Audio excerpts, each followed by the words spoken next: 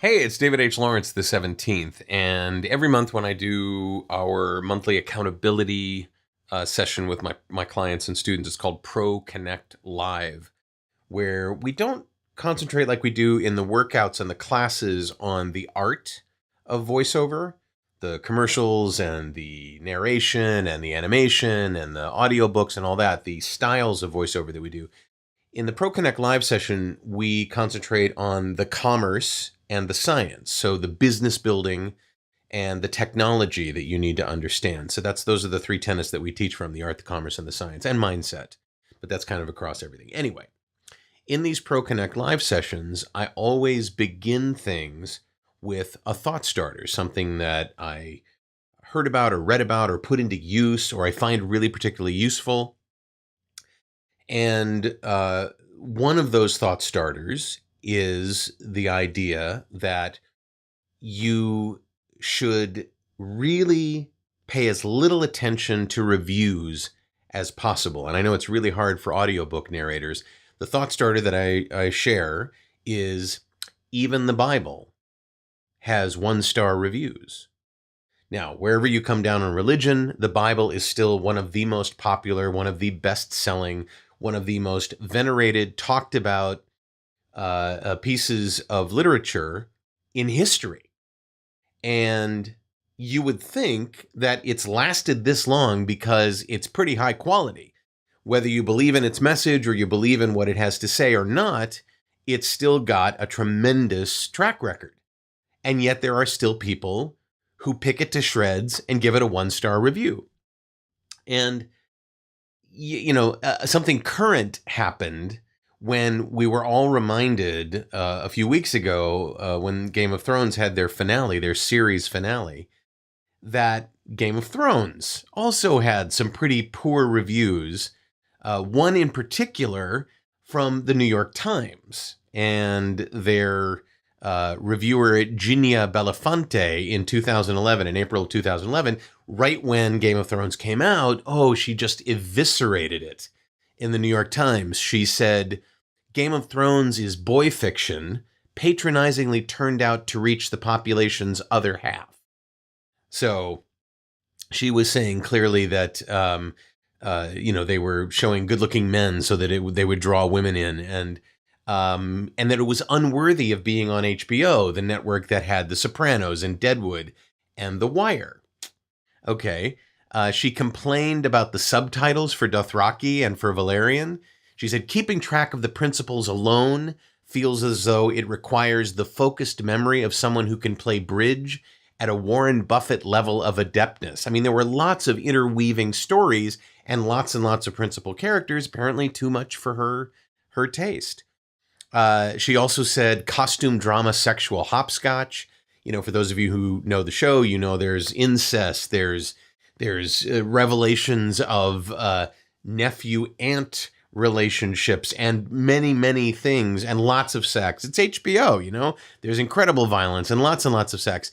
The true perversion, she wrote, though, is the sense that you get all of this illicitness and that has been tossed in as a little something for the ladies out of a justifiable fear, perhaps, that no woman alive would watch otherwise. And, I don't have to tell you that Game of Thrones went on to be one of the most popular shows ever in the history of television. Some 20 million people, 22 million people, the final numbers at this point still aren't in, watched the finale.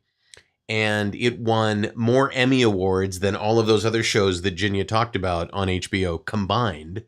38 awards, 128 nominations. And, so you got to be very careful. Even when people work for what is arguably the most venerable journalistic outlet we have here in the United States, the New York Times, that doesn't mean they're right. It's just one person's opinion. And yes, they're paying that person for that opinion, but let me bring it back to us and how it affects us.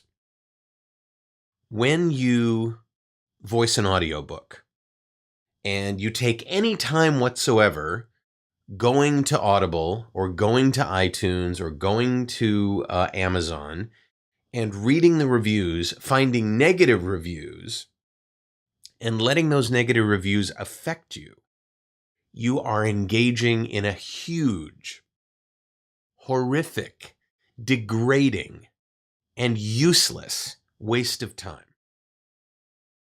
These are people who have one opinion. No matter who they are. No, they're just normal everyday people, or maybe they write for AudioFile magazine, or maybe they write for an outlet like the New York Times, right? It doesn't matter. What they think is their opinion, and that's it. The problem we face is that sometimes we go, oh, they said it, so it must be true. I see posts all the time in audiobook groups, including our own, the ACX Masterclass group, and the Facebook group that we have for VO to Go about, hey, I got this horrible review. What do I do about this? And the answer that I always have is absolutely nothing. When we talk about Voice 123, you may get reviews from voice seekers who didn't pick you for the job, and they may give you a really low rating and be very cutting in their comments. Who cares what they say? Who cares? Here's the best thing to do. Don't read any reviews.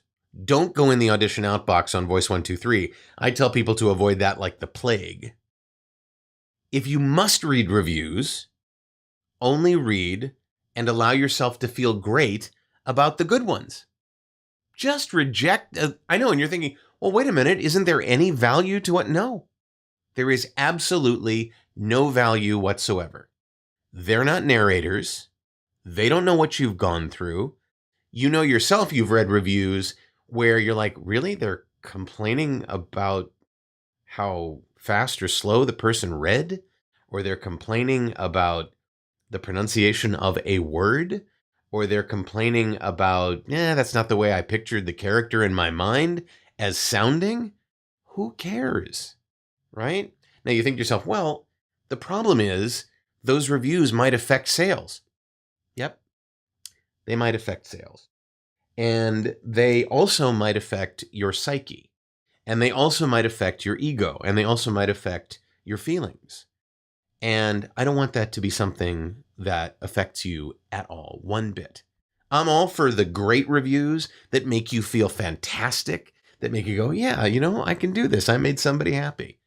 But the reviews that don't make you feel that way, the reviews that are there to cut you and to cut the author or to cut the brand that you're working for or to cut your audition quality, just reject those out of hand.